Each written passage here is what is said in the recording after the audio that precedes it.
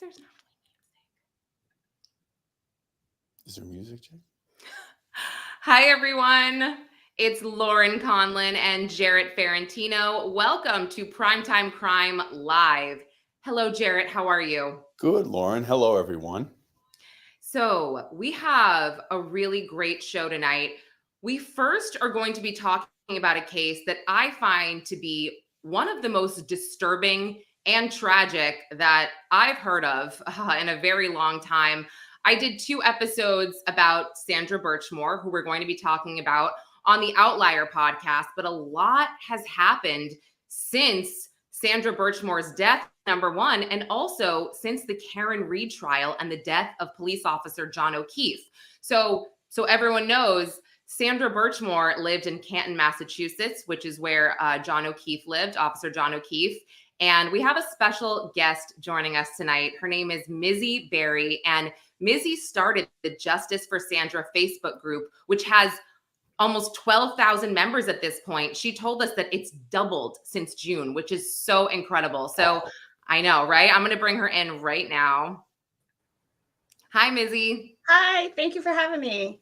No, thank you so much. Yeah, and sorry, we're just jumping right in. No pleasantries here because we have a lot to cover tonight. So I'm like, I want to just get right to it. Jared, do you want to say anything? I'm just yapping over here.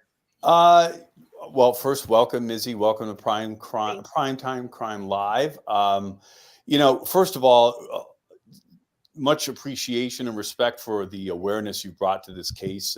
Lauren brought your Facebook group to my attention, had the opportunity to look at it. It's impressive and it's important that people like yourself keep Sandra's story alive, keep that attention on this case, and keep digging for answers. Mizzy, if you're comfortable, we have not said basically what happened to Sandra, only that her death has left certainly a hole in the lives of the people in her life, but we haven't discussed really what's going on. If you want to give us a little bit of a background for what brought us here and what brought you here. I'm also a content creator. I saw her case and I knew something was wrong and I had to dive in. I saw a void, so I said, you know what? My friend said, why don't you make a Facebook page? And that's where I really jumped in. Sandra grew up in Stoughton, Massachusetts. She lived there almost her entire life. She had a single mom, but she grew up around a lot of family. But unfortunately, a lot of family had died within a short period of time. Her mother put her in programs through the school system, and then she ended up joining the Stoughton Police's Police Explorers group when she was about 13. And unfortunately, she met 3 officers that started grooming her. And at 15, one of those officers started assaulting her. And the abuse from these men continued to the day she died at 23. That's the short, condensed story of what happened. And that's as much, first of all, we should tell people that this particular episode is going to involve a discussion of alleged sexual abuse. And we do have to say that it is alleged at this point. We feel very strongly that her case is very strong and the facts around that are very strong, but it is alleged at this point through you are a lawyer. Right. Well, people like yourself and people in law enforcement, although the individuals involved in this case are not charged. So here's the gist of it. Sandra Birchmore was found dead in her apartment, and her death was ruled a suicide. She was seated on the ground. She appeared to the investigators, quote unquote investigators, that she had killed herself through the tying of a ligature around her neck and through a doorknob. She was seated on the ground and died. She was found what they believe to be 3 days later due to the state of lividity and rigor mortis. I think there are a lot of people out there that wish it stopped there. But since then, this inappropriate relationship with 3 officers who took advantage of a young little girl who adored them. She adored law enforcement. She looked up to them. They were providing structure in her life, and she was being groomed. And we'll talk a little bit about grooming and how she was groomed as we go further. But a civil lawyer on behalf of Sandra's aunt has filed a lawsuit. And the allegations in the lawsuit are basically that these 3 officers have been grooming and assaulting Sandra. And she became pregnant from one of the officers. She was 3 months pregnant at the time of her death. And when she died, that was around the time, the very same day when that officer was ending that relationship. He is believed and was told by Sandra to other people to have been the father of that child. Is that all correct, Mizzy? I mean, is that basically what brought us? The gist of it, just that I've spoken to, the lead investigator, and he confirms that he was the last person to see Sandra alive. They claim that she took her life basically when he left. And there's no activity after he left. And there's video surveillance of him coming and going, correct?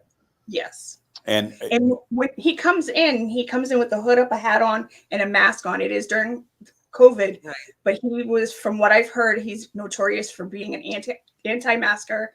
And so he walks in looking down, so you can't, he was hiding who he was, trying to make it look like it wasn't him coming in. And if we could, Lauren, in the comments, we could have a link to that. I did see that video. I could certainly share it with you, but I believe you shared it. Yeah, I put it on the Primetime Crime Instagram. It's a video. I'll find it after. But guys, I want to point out some things that don't make sense about this. So first of all, Sandra shared things with everybody. She was a texter. She was known to be texting at the same time she was Facebook messaging. She overshared per her employer. So, and she worked at a school. So if Matthew Farwell were to break up with her, she would be texting incessantly. She would be telling everybody. And so the fact that she didn't, that's red flag number 1. Red flag number 2 would be, Jarrett, what you called the plan ahead. I believe you said that. What did you say that it was when? So she had a future plan. So yeah, people look, suicide. Well, she ordered a car seat. Right. Yeah. Okay. So let's talk about that for a second. So look, the position of many is that this was not a suicide. First and foremost, what has come out in June was Dr. Michael Baden, a world famous forensic pathologist, had an opportunity to review the autopsy findings of Sandra. And he has concluded that Sandra's cause of death was not suicide, it's homicide, and that she died by strangulation because she had sustained a fracture to the her right hyoid bone, which Dr. Baden said does not typically fracture in a suicide situation. It typically fractures when it's compressed to the point of fracture in a strangulation death. So Dr. Baden is saying that, coupled with the fact that there were these attendant circumstances of no note, part of the ligature was found in her hair, which suggested that there was a struggle at the time of the death, led him to conclude, in fact, that this was not suicide, it's homicide. So now it's not wild speculation. You are armed with the conclusion of Dr. Michael Baden. And Mizzy and Lauren, I could tell you, I've used Dr. Baden in cases. Ironically, I've used him in a case where there was a fractured hyoid bone. And look, there's no one better. He looked at this. It's not definitive proof. You can argue with that, but it is a hell of a big piece of evidence that says Sandra did not die at her own hand. And to me, it jumps right off the page. Yeah, and you can see people in the chat are posting things as well. And something else is Matthew Farwell himself, his wife was due with a baby literally the day after he was at Sandra's house. And it was snowing. It's Massachusetts. It's February. The weather is awful. This could have been done through a text. And he goes over to her apartment. That's another red flag for me.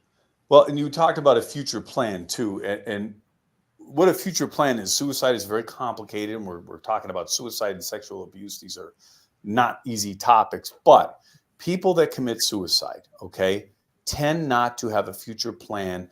Sandra was talking about raising her child, ordering materials to logistically effectuate raising her child, like a car seat. The future in her mind was bright. And quite honestly, she adored Farwell. She got him. She was going to have his baby in her mind. She was moving forward with that, okay? Now, So just so we're not confused, he was alleged to be the father of Sandra's baby and was on the verge of becoming a father again with his wife. So this guy had his hands full, and was in a pretty tough spot at that point.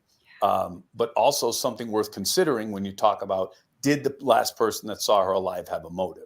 Here's the other thing, and Mizzy, I promise we're going to give you the floor. We've been looking into this thing. One of the things, if you're going to stage a suicide, whoever you are, okay, if you're from the planet Mars and you're staging a suicide in that apartment and you strangled Sandra, you only have a couple of options on how to stage it. You can't hang her from the ceiling, sadly, okay? I'm not saying that. The only thing you can do is slide her across the floor in a seated position, wrap a ligature around her, and tie it off on a door. That's the most convenient, quickest way to make it look like a suicide. Just a thought. I haven't heard anybody say that, but when I'm reviewing this stuff and I see that she wasn't kneeling, she was seated, okay? Yeah. She could have been pulled over and propped in that position. Also indicative that this wasn't a suicide situation. Also, the only time I've ever seen anybody tie themselves off in a seated position suicide like that was when they had no other alternative in the space. I've seen it in a jail cell, for example. This apartment had multiple tie-off points. So that is not, it wasn't the optimal situation for her to have really carried out her own suicide. I know that's a lot to consider, but it is something that you have to consider when considering the logistics of this. Absolutely. And it's important to also point out one of the first responding officers was Sergeant Michael Lank, who was also the first person, and I believe one of the only people to enter Brian Albert's house after Officer John O'Keefe's body was found on his front lawn. So, Mizzy, could you provide an update for everybody? There was a hearing for the civil suit against the town of Stoughton, the Stoughton police, and the three officers, Matthew and William Farwell, who were brothers and who groomed and abused Sandra, and then another officer, Officer Robert Devine, who they later found Facebook messages between he and Sandra. And just total of three at this point. Yeah, and just so people are clear, there were, thousands of messages, text messages going back many, many years. But if you could just give us an update on how that hearing went, and also, there's good news. They are considering Sandra's case essentially open and being investigated right now. Yeah, the Norfolk DA's office originally had the case. They might have part of the case still. For the civil trial, they were trying to get their hands on the information from the Attorney General's office. And they basically wanted the Attorney General to turn everything they have over, and the Attorney General didn't want to because it's an active case, and it's also with other jurisdictions.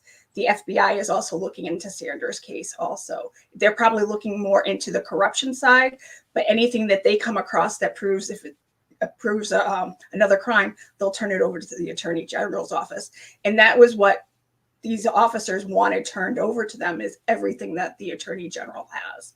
So I believe what the judge decided was that she wanted basically them to make a list of everything that they had, and the judge would go through it and see what could be turned over. Because she was very clear she did not want to affect any charges happening, because she said that's very important, just as important as the civil trial. So the judge is pretty fair with that part.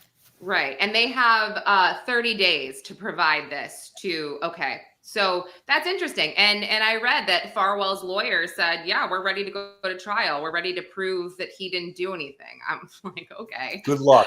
Let's see how that goes. Yeah. Well, I know. Especially since it's their police department that did the internal report. And it's their police department that's saying that these things happened. It's their not the portion of Sandra's death, but the abuse portion. They're the ones who said that this started when she was 13 and it continued till she died.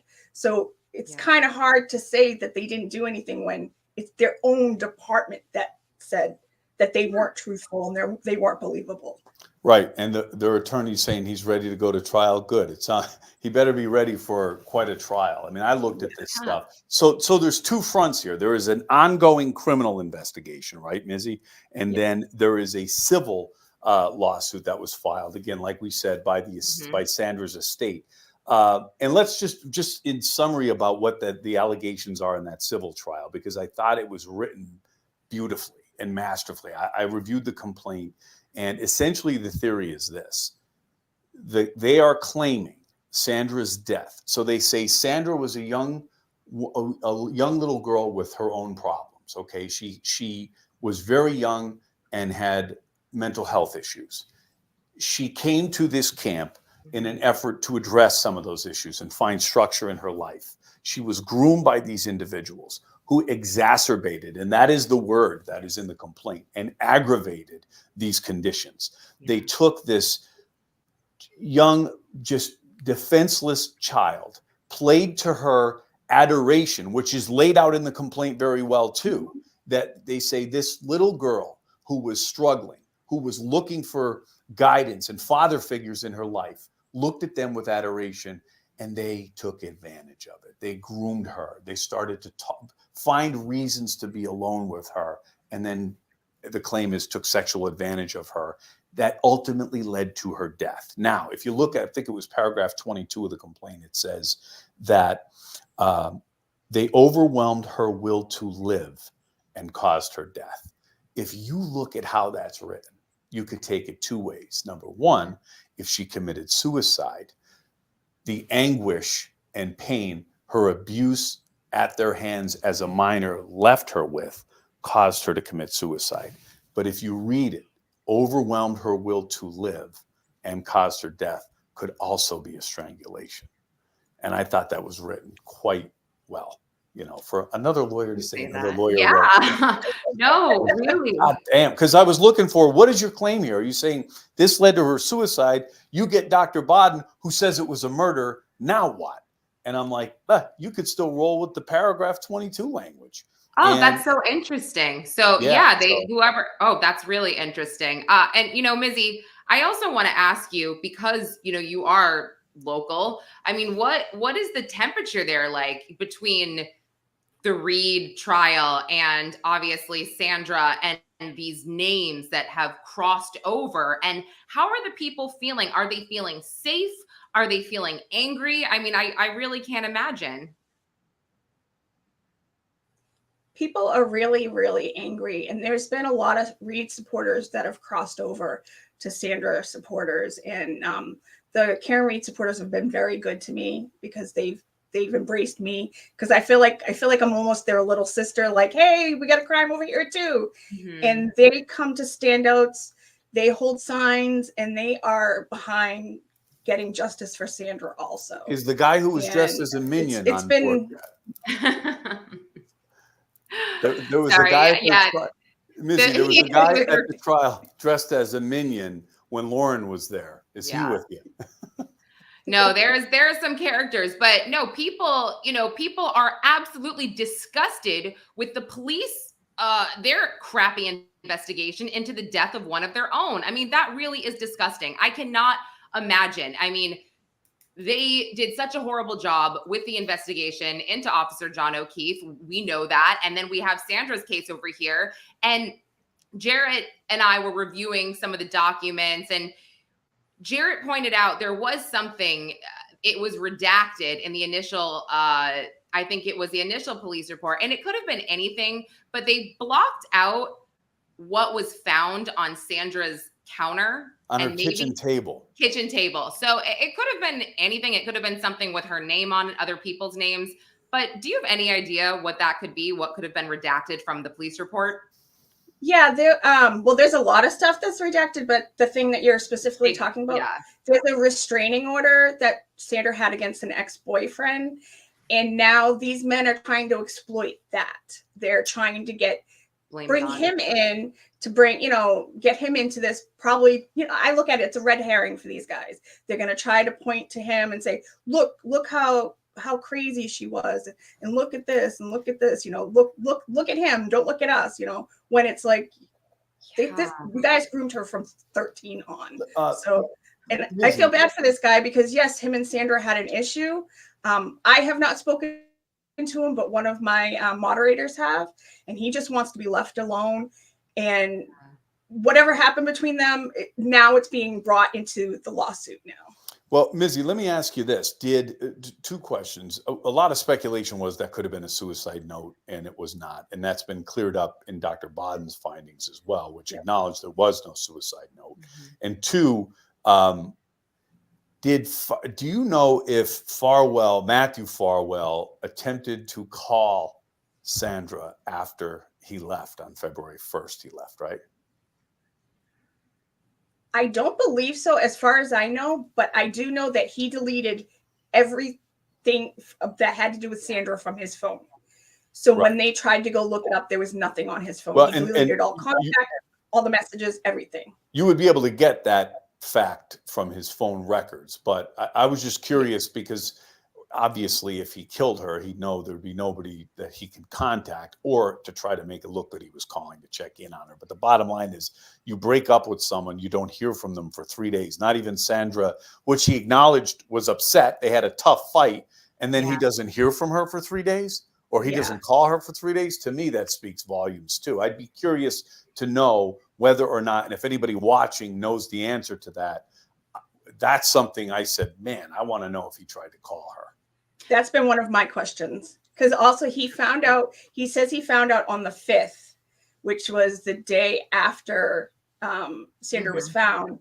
And my question is, how did obviously I personally think he did do this, but even if he didn't, who told him? Because he didn't speak to the police till the 6th. And they asked him when he found out, and he said on the 5th. So who told him? One of the other things that's noted in the civil claim, and I don't know if you're in your group, I didn't see any discussion about this, but I didn't go really far back. One of the claims in the lawsuit is that the Stoughton Police Department should have been aware that the Farwell brothers were a problem because they went through that camp. And in their background check, it came up that they were pulling people over before they were police officers and impersonating police officers. Were you aware of that fact? Yeah, I've had a few people tell me that, and I also actually came into some new information just the other day that they were doing a lot more than that, and they were snitching on people. So they were telling the police certain people to go after for crimes that were being committed or not being committed. Yeah, this is gonna blow wide open. I have a lot of faith that we're gonna get some answers very soon in both cases. But what can people do for Sandra? What can they do to help her get justice at this point? If you're local, please come to our standouts. We need as many people as we can. The more people that are there, lets the 2 police stations know that we're not letting this go. I have different things you can do. There's like a letter writing campaign where you print a flyer that has information about Sandra. And then I have addresses you can send it to, like the Attorney General, the governor, and different other people. Share her story. There's another flyer I have. People can share that. There's a petition. There's all kinds of ways to help just spread Sandra's word. I usually do like a tag a friend Tuesday. If you come join the group, come to the Justice for Sandra Birchmore Facebook page, or if you're on Twitter, just at Sandra Birchmore. You can find me on either. Please come join us, because we need as many people. The more people we get, the more we let them know that we're not letting this go and that the people are angry. Yeah, and I will put all of those in the episode notes. And just crazy lemon tart, Sandra's father died when she was very, very young. She didn't really know her father. And then both her mom and her grandmother died. So this poor girl literally had nobody, which is, again, why this case just eats at me. It makes me so angry. She wanted to be a police officer. She wanted to do this. Like Jarrett said, she was defenseless. She looked up to these men. And what they did is despicable. I mean, sorry, I'm about to get violent here, you guys. I'm about to get violent, but it really upsets me. It really makes me angry. So I cannot wait for justice. And I have a great feeling here, because when Donna McNamara, the Stoughton police chief, actually said, this is horrific. We can't even believe this. That gave me hope. She actually spoke out and said, yeah, we're looking into this, instead of doing the whole Michael Morrissey, the push away. It's like, it really was, it was good for all of us to hear that, I think. Yeah, and the other thing too we didn't talk about was Farwell was tracking her. She had a device on her phone that was sharing her location back to his phone. I mean, this is the level of control and manipulation that was going on with Sandra, which, to me, you have a fight with her and no call for 3 days. Either way, to me, that's a pretty big, significant piece of evidence. But yeah, that is huge. Jared, go ahead. Sorry. And for him to be there the night before his wife is given birth, and it was a major snowstorm in Canton. They got almost a foot of snow that day. So why was he? I always say, why was he even there? As earlier stated, he could have called her. He could have sent a text. He had broken up with her many times over text. He did not physically need to be in that apartment. So why was he? Yeah, it's going to be interesting too. I wonder if the state is going to use Cellbrite to check these phone records, or they're going to denounce Cellbrite like they did in the Reed case, and they're going to pull in. Who did they pull in? Jessica Hyde. She was great, but yeah, I mean. Well, I've used Cellbrite. They're talking. There's two things in this case. There's the cell phone, and Sandra backed up her cell phone with her laptop. So Cellbrite is tough. I've used Cellbrite. It's a great product in that it looks great. It's a workable dashboard. It's very slow because it's a massive amount of data, at least in my experience. So yeah. But interestingly enough, how they have all these old text messages is because Sandra's phone was backed up through her laptop. So you can imagine the surprise of these officers when they have text messages that go back years and years and years that have been saved in that laptop, which is, goes without saying, a significant piece of evidence in this case. And one other thing, Mizzy, looking at this case and the work you're doing, and for Lauren to say she has faith in law enforcement in this case is a good thing. I think it's a good sign, Lauren. I love the police. Maybe Stop you've been talking that. to me I too love much, the police. but I do believe, based on what I've seen, there are really, really well-intended people looking into this. And from the civil side, from the criminal side, I mean, there is a full court press on, and then your work. This question of what happened to Sandra Birchmore is not going away. And the work you're doing is important. The work the civil lawyers are doing are important. And the work the Attorney General's office is doing is also important. And I want people to know the Attorney General's office isn't hiding the materials that the civil lawyers want. They do not want to jeopardize their criminal investigation by giving information over prematurely.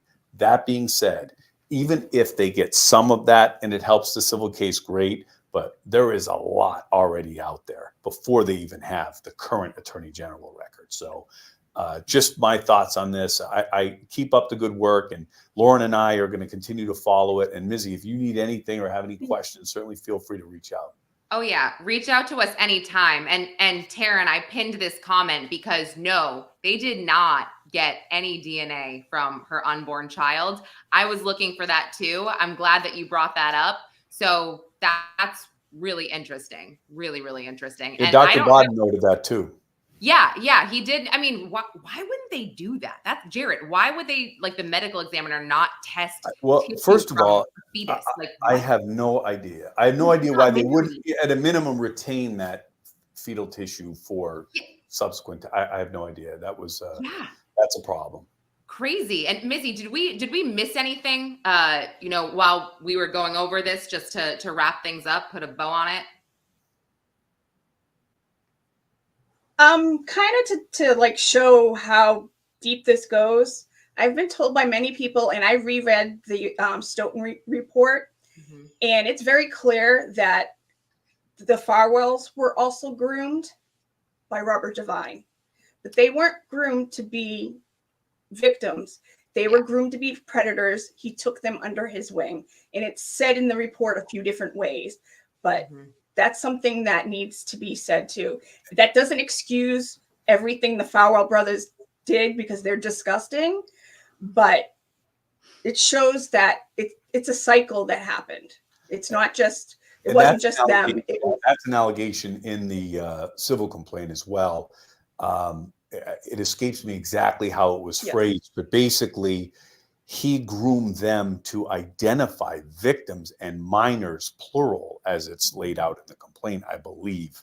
And that's the allegation. Again, when it comes to Divine, Mizzy, you certainly know the allegations against him better than I, but I certainly read the complaint and saw what it says as far as he's concerned. So really, really bad stuff. And, you know, I could tell you this too, parents out there watching, like, these are the these camps and sports organizations and anywhere there's children, grooming individuals look for the opportunity to be alone with kids, engage in that relationship of trust with kids. Just, you know, who do you trust more than police? You know, like that's, it's like, here's a child who was aimless and lost her grandmother and mother very close to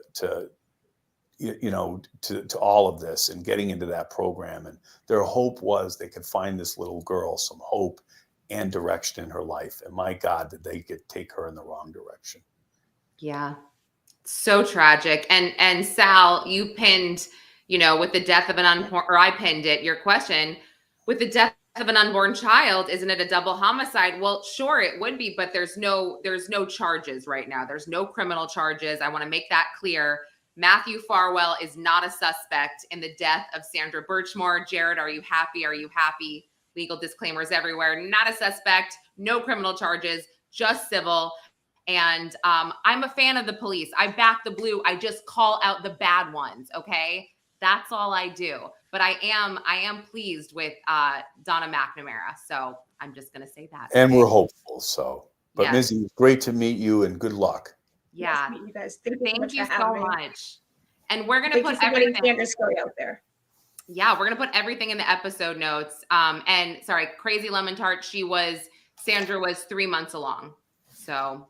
And Mizzy, once again, how can everyone find you? Just shout that out. On the Justice for Sandra Birchmore Facebook page. We actually have a website, thejusticeforsandrabirchmore.com. Okay. And you can get everything there. Awesome. Well, thank you so much. We'll be in touch. We so appreciate your time and your energy and your devotion to getting justice. Thank you. Thank you both. Thanks. All right. Thank you. All right. So let me just kick her. Okay. Wow. I'm telling you, I get so worked up over that case. And namely, Jarrett, it's because of the trust of these officers that we put our trust in them. And it's like you said, if you can't trust a police officer in an explorers program with your preteen, I mean, who the hell can you trust? You know, this case begins with Sandra going to that camp, being groomed, being molested, and dying under these circumstances. It better end the way it appears. And I don't want to get into details of what I think, who I think is responsible, but there are so many facts here when you look at it. Yeah. This is, at the end of this thing, they'll get there. They'll get there. And I'll tell you, I have, on this very issue, have used Dr. Bodden. He's fantastic. I know a lot of people have strong opinions, but he's fantastic. That was me. He's 90. And my problem, and I feel horrible because I know that he's very skilled. He's got, a great reputation, but he's 90. And I just feel like lately people are being very accusatory of the fact that you can pay him to say, I just kind of wish somebody else was used, but I respect his opinion and I agree with it.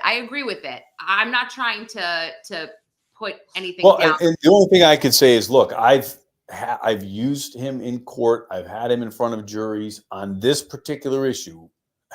And he is compelling and credible. I can't speak to every opinion he's ever written, only to say, in my particular case, there were multiple fractures of the hyoid bone, and the ligature was used to torture a victim.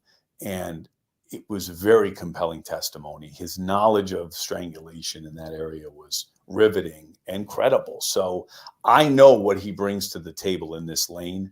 And he is a powerful advocate in the civil realm. And I hope, and Donna McNamara is acknowledging it too. I mean, Yeah. she got that letter and said, look, I'm all over this. And like you said, no one, I shouldn't say no one, the majority of people are horrified by this. Majority of officers should absolutely be horrified. And they police them. These guys are no longer police officers. They went through that process already.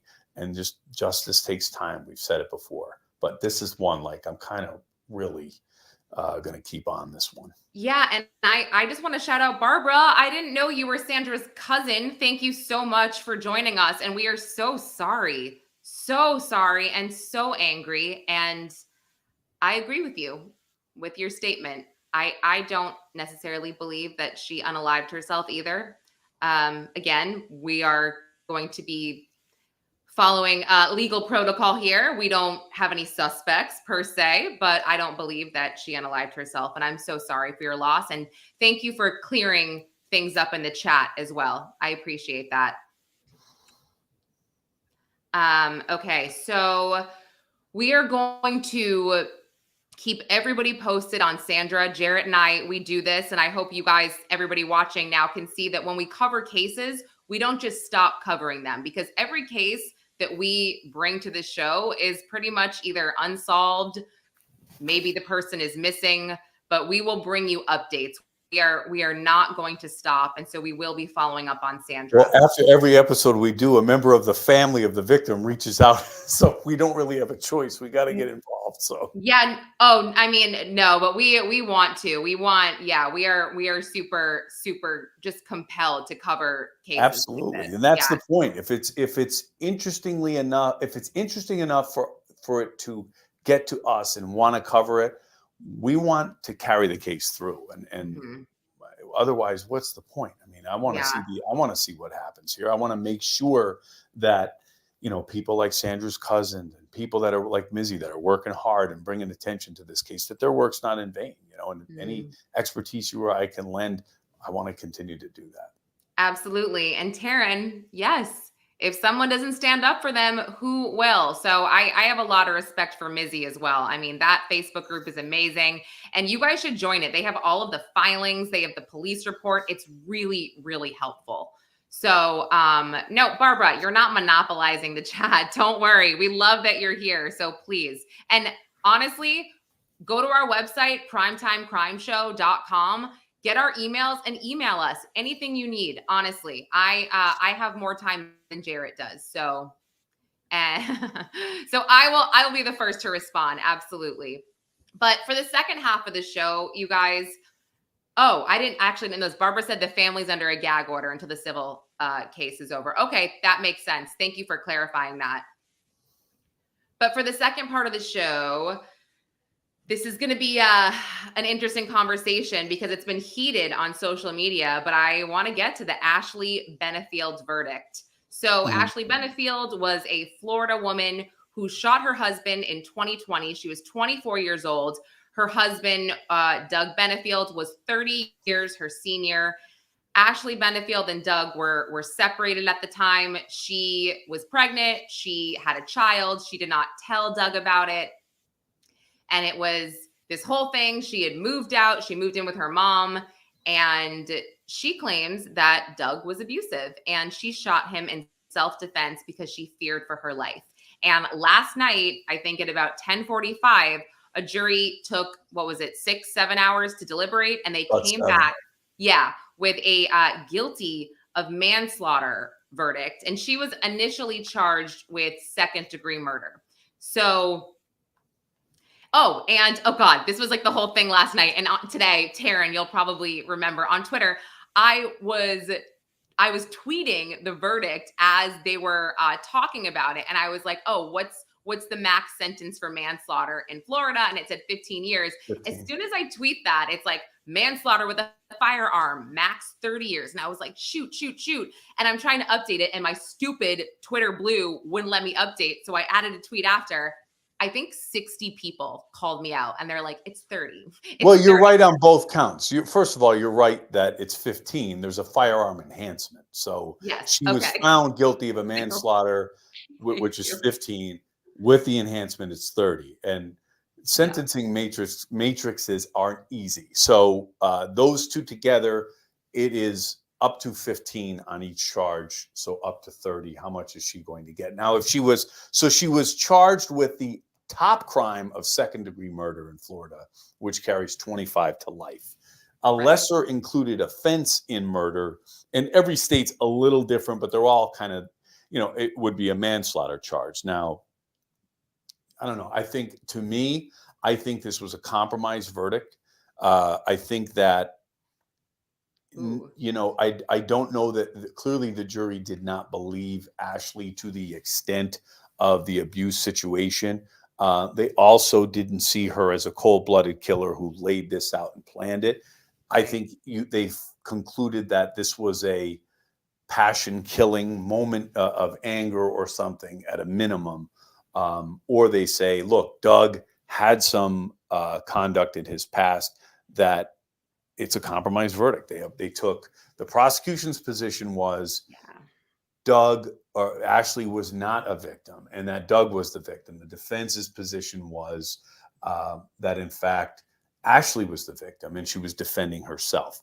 Manslaughter and self-defense are two of the most difficult charges and instructions to deal with in the law. Trust me, I've done more manslaughter trials and secured convictions in manslaughter cases.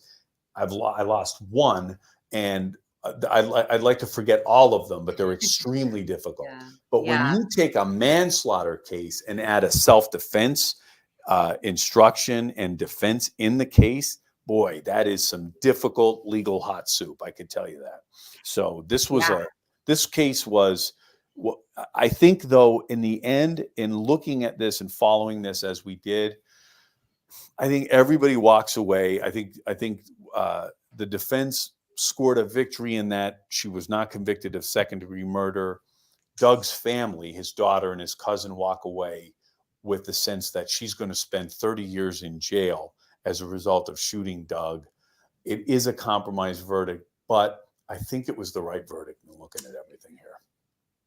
Okay, this one's really tough for me, Jared, and I'm pinning some of these comments. So I tried to look this up to see if it was factual. Did a juror really have something the next day or have a conflict where they couldn't come back? I mean, if so, that is terrible, very terrible, but I couldn't necessarily validate that, so I'm not actually sure.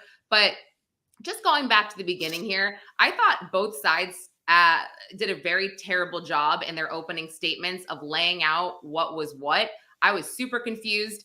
I didn't have context, but also I did not pay attention to any of the pretrial hearings like I did for, let's say, Baldwin or Karen Reed. So maybe I was going into this a little bit blind. Yeah, but the jury wouldn't have known any of that. So you're looking at it as a juror. If you were confused, they were confused. Okay, sure. So that's part of it. So I went into this and I was like, I don't understand. She didn't seem like she was abused. This looks weird. He's 30 years her senior. They married, by the way, guys, after knowing each other for 13 days. And I'm like, yeah, this is weird. I thought her crying was strange. It made me uncomfortable. And then they got her on the stand and they read these text messages between Doug and his ex-wife, or I'm sorry, not his ex-wife, his late wife. And he kind of seemed like he was an abuser, talked about like kicking her down the stairs. It was awful.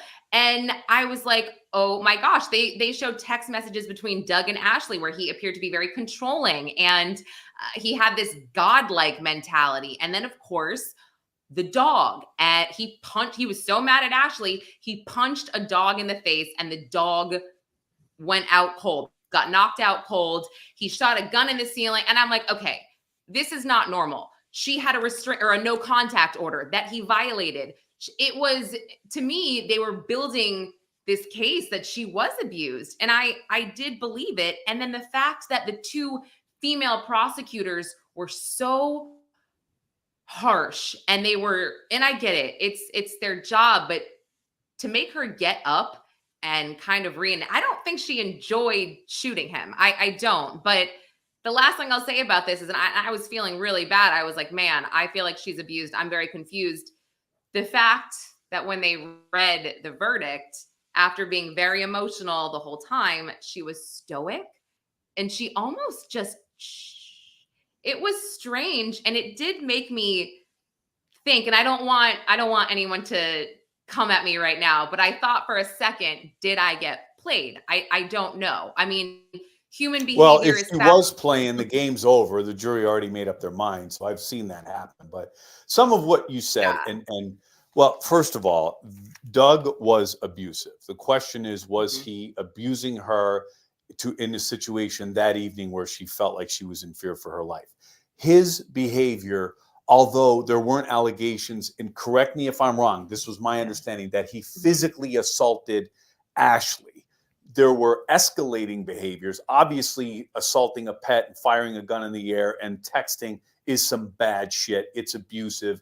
It justifies the getting of a PFA. It justifies defending yourself. The question in self-defense cases is always, was the defense at that time reasonable for a person in Ashley's position? Did Ashley believe what she was doing is reasonable? And the way you answer that question is you look at the physical nature of the killing itself. There was an indication that Doug was shot in the side. Was he turning away? Was he running away? If that's the case, do you get self-defense when you're shooting someone in the back? Some of you may say, hey, this piece of shit punched the dog. You know, he asked for it. Okay, well, fair enough, you know, but you got to convince a jury of that fact. So the physical logistics of the killing are important in assessing a self-defense claim.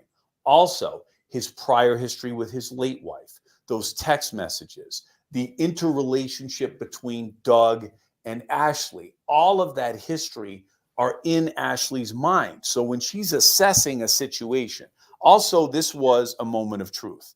And a moment of truth where Ashley was moving away. And Doug, if he was this controlling person, was losing control because Ashley was moving alone and away from him. That is a moment of truth. That is a moment where if someone was an abuser, feels like control is slipping away and does something desperate. I've seen that narrative play out. I've seen life play out that way. I've seen people killed in those moments. That was the defense's position. Jury says you almost got there. We aren't convinced. That's why you get a compromise verdict. Yeah, and let's be clear, Doug did psychologically abuse her. And Ashley's story didn't change. I don't believe her story changed. I thought it was smart of her attorney to put her on the stand because that's what, for me, what changed my mind. I made a TikTok and oh boy, I got dragged. I mean, everyone's like, "Are you an idiot? You believe her?" And I'm like, I really do if a woman says she's abused, who the hell am I to be like, "No, you're not." I mean, it literally wasn't until the end that I kind of saw something flip, but I don't really know because again, I'm not in her situation or her position. However, if anybody caught my live with Jack Fox, who is neveratruerword.com deception statement analyst, he made a few good points. When Ashley's attorney was questioning her, he said, "Why did you shoot Doug?" And her answer was, it came out and she said, "I was scared to death." That's not something you normally say seriously. That's something that you say kind of joking. "Oh, you scared me half to death. You scared me half to death." So I was like, okay, that's a good point. She said, "I was scared to death." And she followed up with, "I felt trapped." That is not, that's not a reason to kill someone, obviously. Those statements are interesting. I do believe they're interesting. And however, I also believe that she was truthful.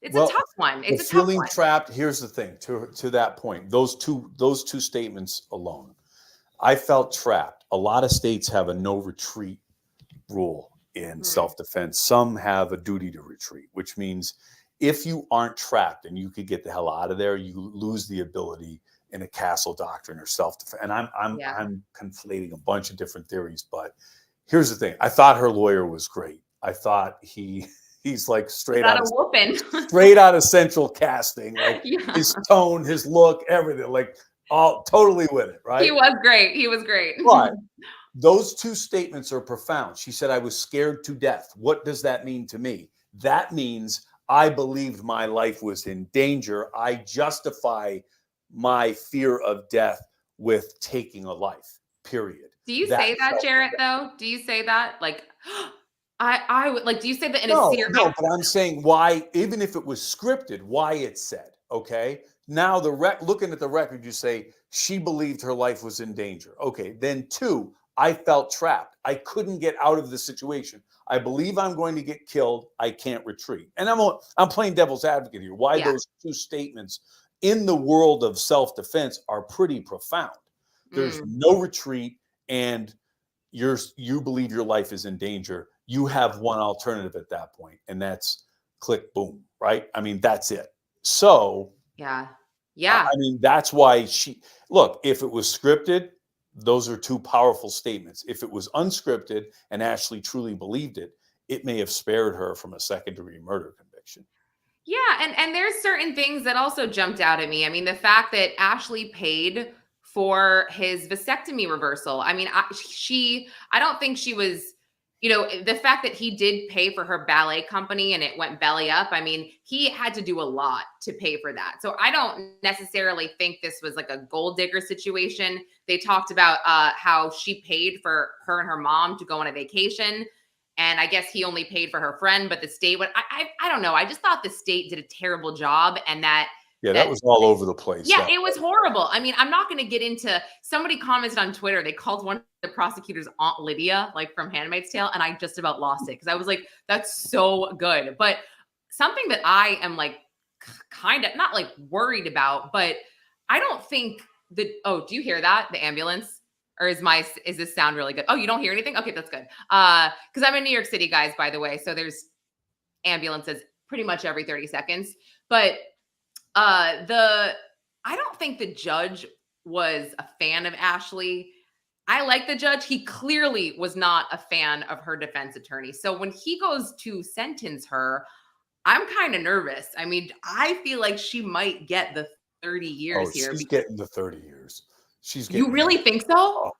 Well, here's how it plays out. There's a sentencing recommendation. They said there's going to be a PSI. That was what they were discussing about. So that's a pre-sentence investigation report.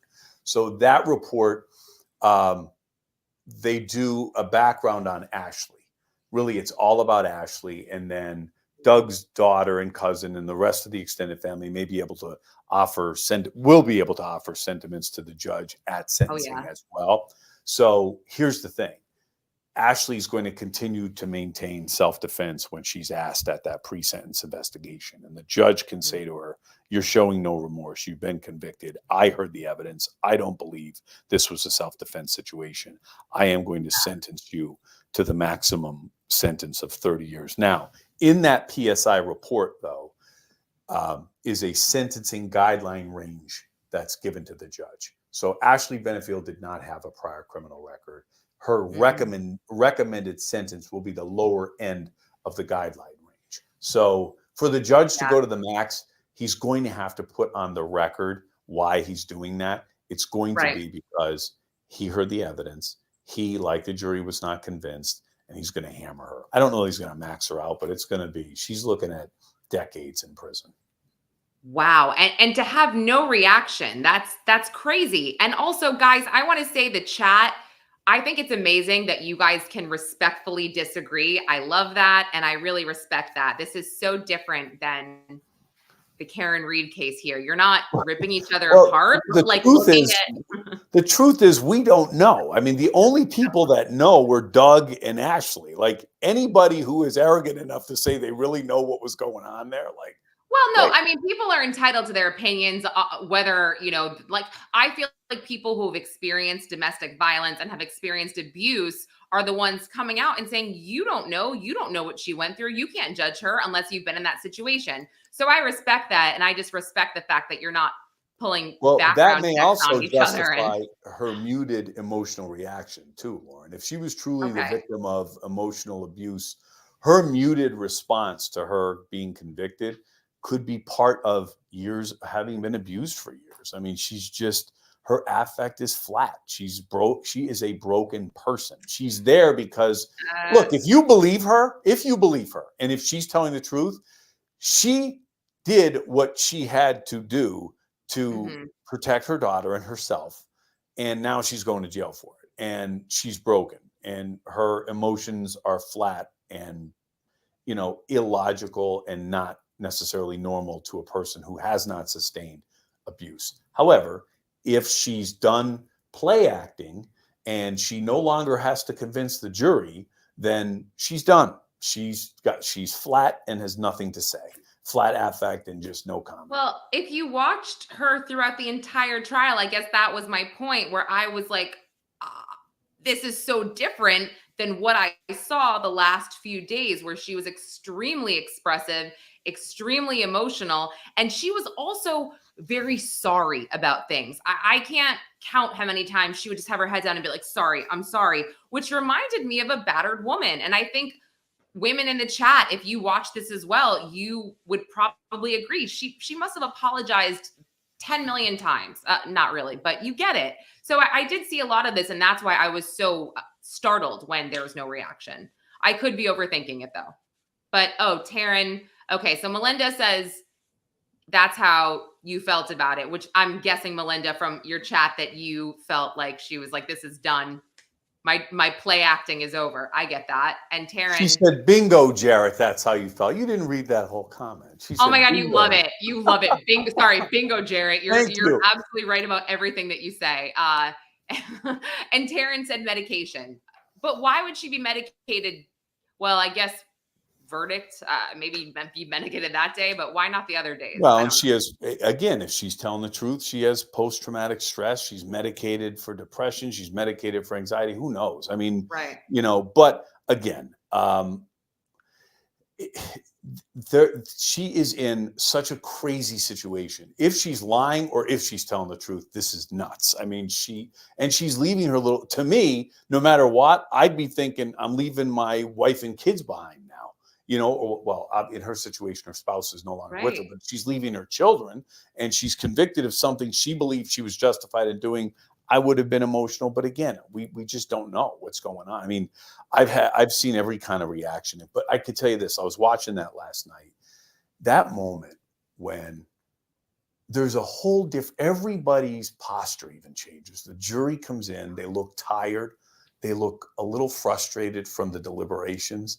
Everybody's waiting to hear what they have to say. All of a sudden, they're the most important people in the room. The lawyers are kind of quiet. And then the deputies come up, and you could hear the chains rattling in that courtroom, because when they took Ashley out of that room, they put her on a bench, they cuffed her, and they took her away. Like, that moment is so surreal. Like, you're sitting there, and I'm going home to have dinner with my family that night, no matter what the verdict is, right? Yeah, exactly. You're still sitting there like, Jesus, this is nuts. Like, just waiting for that result. So like last night watching that, it was late, everybody's sleeping in the house. I'm watching, I'm like, for a second I was sitting there, and no, we were in this chat, Taryn and Sue. Yeah. You guys probably know the same thing. We were in this chat with Defense Diaries and Shaming of Jay. And again, I'm in bed. Literally, I'm in bed with my husband. I'm like, I'm so nervous right now. I'm so nervous. This is not my life. And I'm so nervous to hear this verdict. I mean, I was nervous watching Presumed Innocent to hear that verdict. But you're so right. I can't imagine being in your position as a prosecutor, just waiting for them to read that. And by the way, on Presumed Innocent, just so we're clear, love that show. That office would have never been able to prosecute that case. They were all material witnesses to the murder. I mean, it's insane. Next week we break it down. It was fine, but the show was. I watched it, but it was like watching a train wreck of like conflicts of interest and ethical violations. Like, there's no way in hell any of that could happen. All right, don't burst my bubble here, okay, Mr. Grinch prosecutor. Anyway. Sal wants to know what happens if the DA has violated the discovery law where she has withheld evidence of innocence. Would Ashley be released? Are people saying that something was withheld? Did I miss something? Or is that just a general question? Generally, to answer that question, generally, if it's learned down the road that a piece of exculpatory evidence was withheld, that DA could face some kind of liability for that if they intentionally did it. It certainly could Harry Morrissey. The conviction could be called into question. I mean, we've had situations that's called Brady material. We've had situations where evidence was not turned over in Pennsylvania, and an accused has gone free. I mean, that's prosecutorial misconduct, and it could be criminal, quite honestly, and should be. And I'm not suggesting that it happened here, but the answer to the broader question is, yeah, that could be a disaster, but it's prosecutorial misconduct. It could result at a minimum in the case being sent down for another trial, up to the fact that a defendant could go free if it's that egregious. And I've seen Alec Baldwin.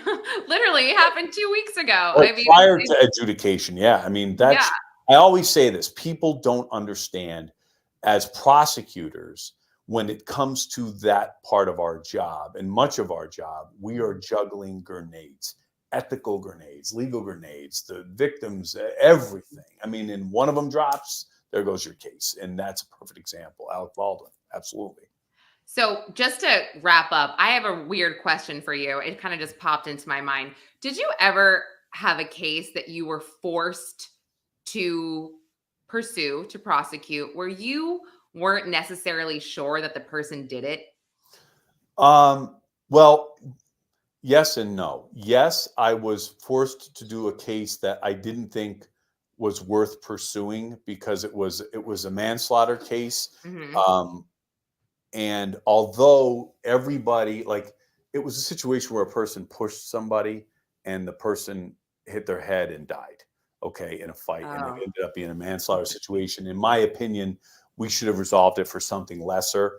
But, the position of the management of the office at that time was pursue it as a manslaughter. And the case was thrown out at a very preliminary level. So in that occasion, I had to. But really, that was an application of the law. I could see where they were coming from, too. I just disagreed. But was I ever in a situation where I didn't believe a person was guilty? And I was and you had to drag them and try to prove that they are, when in your heart you're like, I just don't think they did it. No, and I'll tell you why. Because the murder cases I did, I was part of most of the time from the inception of the investigation. So I was part of building that case against the defendant. I would not move forward on the charges at all until I felt we had met that burden. So I mean, I was in a position to say no. And there have been many times I said no. It's like, we're not there yet. Keep digging. I had a case 2 years ago. It was a shooting. And, the cops were really aggressive. They were ready to charge. And they knew they had the right guy, but they just didn't do enough work. And I was like, we don't have this. And I had Jess in my office, the DA's office. Shout out to Jess. She watched the show, too. But Jess and I would be like, there's just not enough here. And every time we'd send them back out, they'd come back with this great evidence. I'd be like, okay, keep going until the case was just buttoned up. So we had the discretion not to move forward. I'm going to tell you, I would not move forward on a case I didn't believe somebody was guilty. I've had cases where I believed it was going to be tough to prove, but on the merits, I believed they were guilty. And I believed we were justified in moving forward. But at the same time, I felt like this is going to be tough. Yeah. But you never had to just, I guess your moral compass has always been intact. You never had to say, I feel really weird because I really don't think they did it. Because I'm just thinking, what do? Do you throw it? I mean, it's also your reputation, but it's like right and wrong. Yeah, well, like I said, I would not have been, and the folks I worked for, because I was never the elected DA. I was always like the homicide prosecutor in the office for four different elected DAs. But I always felt, at least in my experience, I had that comfort level, and they had a pretty comfort level where they were looking to you to say, like, what do you think? If we weren't all on the same page, we would talk through it, but I don't know. I think nobody wants to lose either. You don't want to go forward on something that's going to harm them, harm the defendant, harm the system. I don't know. My experience, I really have not run into that. Yeah, because it's political as well. So I think you're absolutely right. You don't want to go into something thinking that you could lose. And just, Melinda, the next case, I mean, definitely Sarah Boone, but that's not till October, next trial. And definitely I'm all up on Keefe D, the Tupac murder trial, which is going to be November as of right now. But as far as August is concerned and September, I'm not really sure of any trials that are, I guess, piquing my interest. There was the Alexandra Eckersley trial that I don't know if anyone's heard of that, but it's out of Manchester, New Hampshire, where I'm from. She's the daughter of an MLB pitcher. I don't think the verdict has come back yet, but the defense rested today. Or no, yeah, I don't think they did closing statements yet. But Alexandra is the daughter of Dennis Eckersley. And yeah, he's a former Red Sox pitcher, whatever. And she's his adopted daughter. But this is crazy. She was homeless and a drug addict. And December, or I think it was Christmas Eve of 2022, she claimed she didn't know she was pregnant, and she gave birth in the woods, literally on a cold winter night, obviously. And she claimed that the baby cried for a second, and her meth addict boyfriend kind of looked at the baby and they were like, oh, he's dead. And they left him there, and they left him to die. And they ended up calling 911 because she was bleeding everywhere. And then she was accused of not leading the law enforcement to the baby. But guys, the baby lived. And now Alexandra, after all of this, is sober, and she's been reunited with the baby. And so she's on trial for like child abandonment, endangerment, a bunch of different charges. And it's crazy. And I don't know, this is a case that I don't really know what to make of, I guess, because she's turned her life around and she is sober and she is doing all the right things here. But, should she be punished for what she did? She was also very much under the influence. So that's a tough one. But yeah, let me see. Oh, wait, we're going to. No, Delphi. You don't even mention Delphi. It's coming. Oh, sorry. I didn't mention Delphi. Sorry. But that's still pretrial. We don't, when's that happening? I don't think we know that. Allegedly. It's in Indiana. You're tied up in New Hampshire, all these places. Come on. This is okay, worldwide. Sorry. Worldwide here. Wait, Taryn says we're going to watch Jarrett defend Sarah Boone and be his biggest fan. Yeah, right. Jared would never. Can you imagine that? Oh my gosh. Wait, sorry. Really quick. Jared, do you believe that is true in all cases, or have you seen cases that, in your opinion, hadn't met the level to bring to prosecution? I've seen shoddy police work resulting in acquittals. So, I've seen cases that probably were prematurely brought, but mostly it comes down to shoddy police work, and not necessarily corrupt, but lazy. And by police, I mean DAs too. Like they didn't do the heavy lifting and the pretrial stuff. So I've seen that. Oh yes, Sarah Boone's crazy. I pinned the wrong comment. I don't know Shannon Gardner. Who's that? I have no idea. Jared, do you know that one? No. All right, Tommy, I'll let you stick that in the chat. And hey, Sal, there was a show on TLC and it was called I Didn't Know I Was Pregnant. It was all about women like giving birth in the toilet. It's super weird. Apparently that can happen. Man, this episode has gone down. I'm sorry. Listen, for someone who's been pregnant twice, I don't know how the hell you couldn't know. I mean, all I did was talk about how uncomfortable I was and how much. I don't know. I got to say, this is an area where I'm not an expert, but yeah. Well, Jose Baez is her attorney for murder for hire. Ooh, I got to look. I love him. I mean, I'm sorry. I know he defended Top Mom, Casey Anthony, and he also defended Aaron Hernandez, and he got both of them off. Oh, yeah, you're right. Jarrett didn't sign up for this. Yes, he did, you guys. Yes, he did. He signed up for this. Okay, well, I'm going to look into Shannon Gardner for sure. But guys, this was so fun tonight, even though we talked about really, really sad cases like Sandra Birchmore, but the end of this was fun. Or I thought. I think I'm going to do, I want to do like a quick Delphi update in the next day or so, because they have some pretrial stuff going on. And yes, everybody, if you don't know the Delphi case, check it out. We did it on Crime Nation on the CW. It was their premiere episode. So it's episode number, right, Jay? It was episode number one. Episode number one. Okay. Murder in a Small Town. So check that one out. Oh yeah, and guys, if you're a fan of Jarrett, I mean, I feel like we all are, right? Go watch Crime Nation. It's on Hulu and it's on demand. I've seen every episode. But is Jarrett's it on Hulu now? That's where I watched it. CW's app. Baby, that's where I watched it. CW is really on Hulu. Okay. I'm gonna, and I'm trying to promote you here, God. All right. And so I think he's on like 4 episodes. So that's it's a good show. I liked it. I like watching Jarrett on it. No, that's fun. And season 2 is coming out. So we got some big plans for season 2 as well. So I love it. I love it. Well, everybody, thank you so much for joining the show. We'll be back next week. And actually, next week, Jarrett and I might be in person doing this live together. So, oh, Sue, that's so nice. You love Crime Nation. Well, that means you love Jarrett's insight. So keep coming back and watching us. All right, guys, thank you so much for joining Primetime Crime Live. We'll see you next week. And like I said, keep an eye out for short videos that we'll be doing throughout the week, updates on some of these cases we're talking about and whatnot. So thank you. thank you.